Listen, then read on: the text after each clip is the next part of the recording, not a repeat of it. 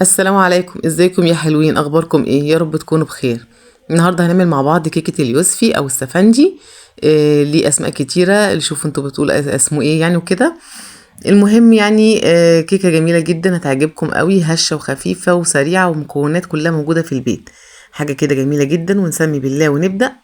جبت 3 سفنديات، 2 بقشرهم وواحده من غير قشر. هبتدي اشيل الزر اللي قدام كده، وبعد كده هبتدي بقى اطلع البذر كله.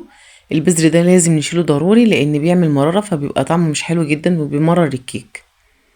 بعد كده هبتدي اطلعه كويس قوي واتاكد ان البذر طلع كله، ولازم نتاكد من موضوع البذر دوت عشان خاطر ايه، يعني بيعمل مرارة فبيبقى مش حلو يعني. بعد كده هبتدي بقى اعمل الكمية كلها زي ما انتم شايفين كده، احطها في الخلاط، وكوباية سكر، ونفس كوباية الكوباية السكر حطيت برضو كوباية زيت، اي نوع زيت عندكم عادي، مش هتفرق. تلات بيضات بدرجة حرارة المطبخ عادي، هبتدي انزل عليهم كده بالشكل دوت. وبعد كده كيس فانيليا،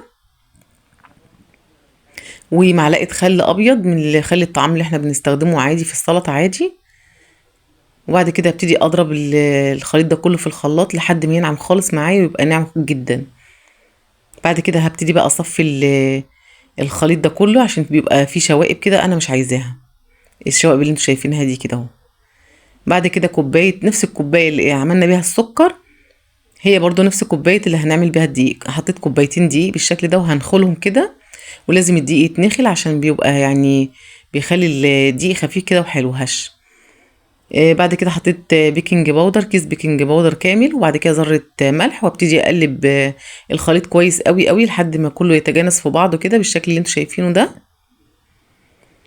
بعد كده جبت قالب مقاس 26 وهبتدي ادهن. اي قالب عندكم اي شكل انتوا عايزينه حطوه، اعملوه عادي يعني مفيش اي مشكله.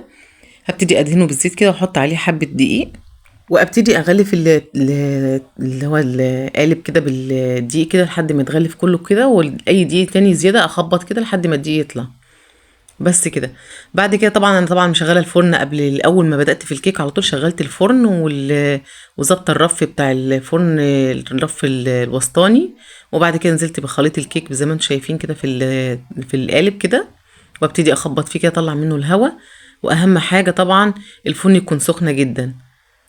بعد كده في حاجة هنا تكة لازم اقول لكم عليها، يعني ما نفتحش على الفرن غير لما الكيك نشم ريحة الكيك كده، وريحة الكيك تقلب الدنيا كده في البيت. بعد كده نستنى نوطي على الفرن، نوطي الفرن، وبعد كده نستنى من 5 ل7 دقايق.